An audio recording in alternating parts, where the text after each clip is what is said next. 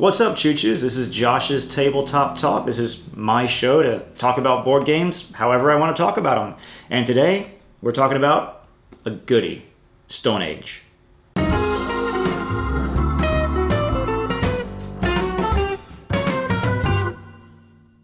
So Stone Age isn't a new game by any means, and I'm still going to do an unboxing of it because it's still kind of new to me.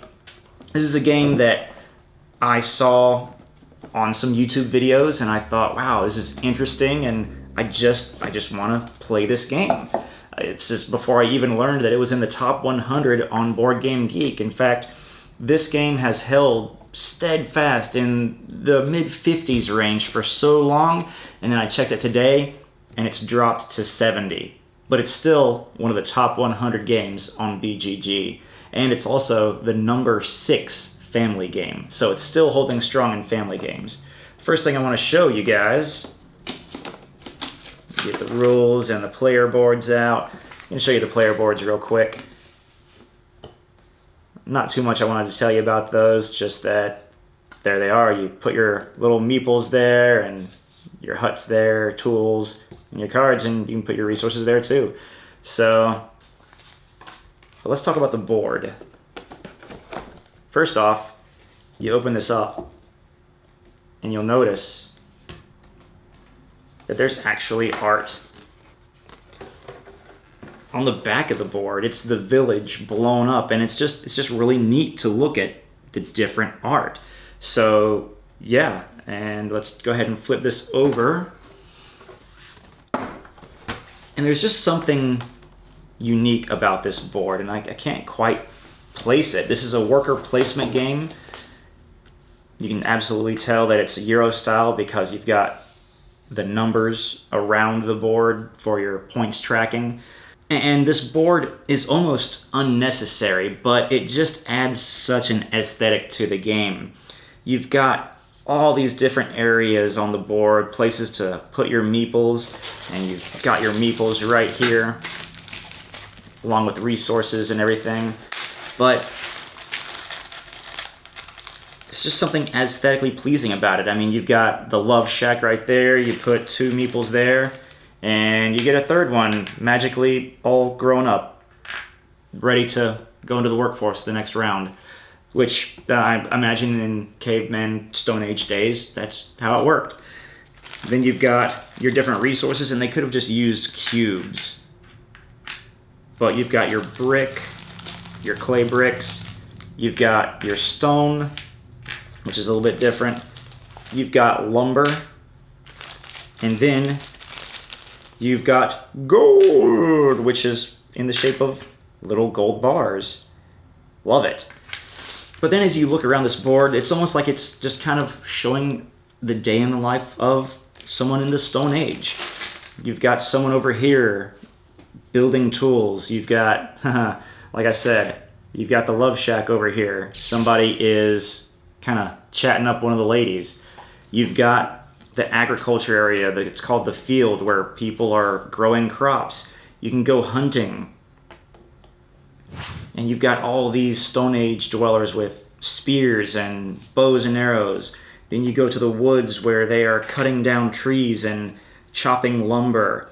Then to the clay pits where they are harvesting clay. There's just so much going on this board, and it's just beautifully done.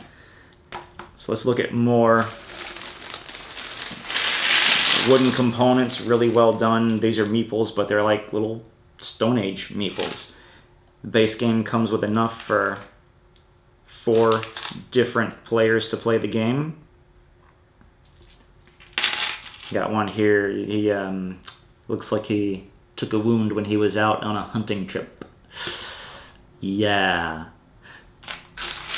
So that's all that. You've got the huts. I've already punched them out. The different huts, these are the scoring mechanisms and also what you want to spend your money on, or your resources on. This one takes 2 stone and some gold to build, and it still looks like a straw and wooden hut, but you know, I imagine that's what they kind of did back then. Another awesome component that I've never seen in any other game, it's a leather cup. It is a leather dice rolling cup. And then you've got wooden dice like they had back in the Stone Age.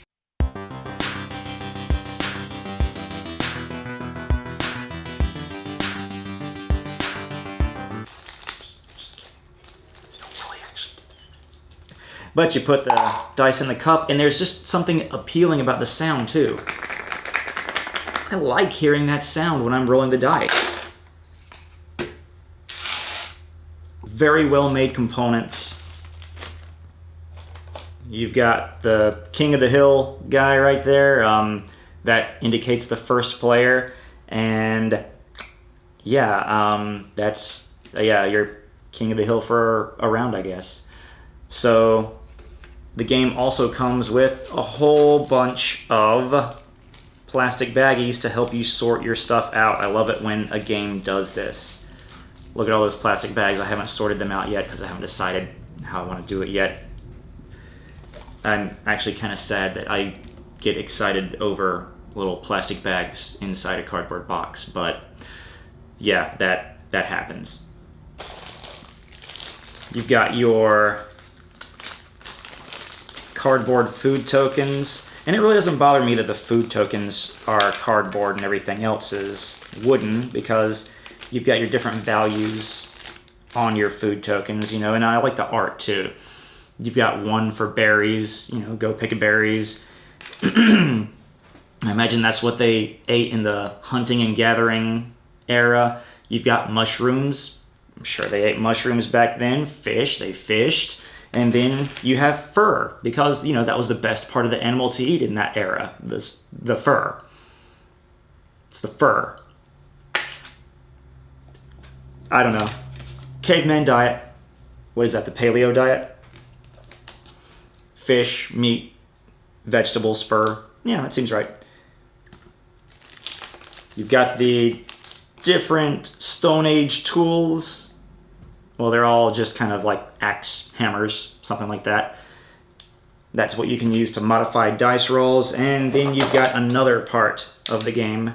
I saved the rubber band that was around the bags. You've got these different cards too.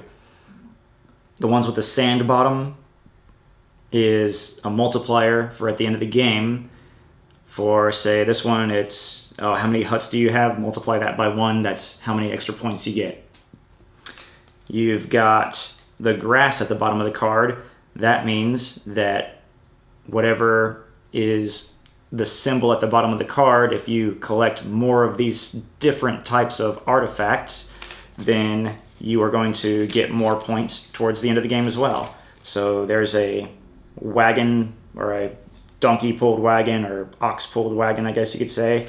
You've got an old wooden flute. You've got this, I'll call her a fertility goddess. She was probably found in the Love Shack. It's a little place where we can get together. You've got that stone writing. You've got flowers or herbs. And a couple other different symbols. A sundial, pottery, some weaving. So yeah, that's essentially the whole game right there. And the thing, I can't quite say why I enjoy this game so much. It's very simple. You can teach it to somebody, and by the end of the first game, they've got it. They understand what's going on, and yet at the same time, you can play this game again and use a slightly different strategy to try and win. And just like any other kind of worker placement game, there is a little bit of a blocking mechanic. You can only place 7 workers in an area, except for the hunting fields. And so you can block other people. Say I put 4 and someone else puts 3 workers there, and now no one else can go for wood. And the neat thing is, the more workers you place there, that's how many dice you get to roll in your leather cup. So, I really enjoy this game. I think it absolutely deserves its place in the top 100, and I definitely think you should go on there, vote for it, and help keep it in the top 100, because it dropped to 70, and I'm like, oh no, don't leave the top 100. And as far as worker placement games go, I haven't played very many of them, Quadropolis is really the primary other one that I've played, and I can safely say that this one's my favorite above all. If someone asked me, I would be willing to pull this game out, teach it to them, and I think they would probably enjoy it, because for a lot of people who aren't that into board games, this is a great gateway game to get them into it. So yeah, this is Stone Age, and I definitely think you should give it a try if you haven't done so. Very simple, very clean worker placement game, lots of wooden pieces, very good quality, and plenty of storage in the box. Thanks for watching my video. Be sure and check out some more of my tabletop talks and some more of our board game reviews. There'll be links at the end of this video. And if you enjoyed it, like and subscribe. Leave us a comment. Let us know what you think about Stone Age as well. We're always looking to hear what our audience has to say. Catch you next time.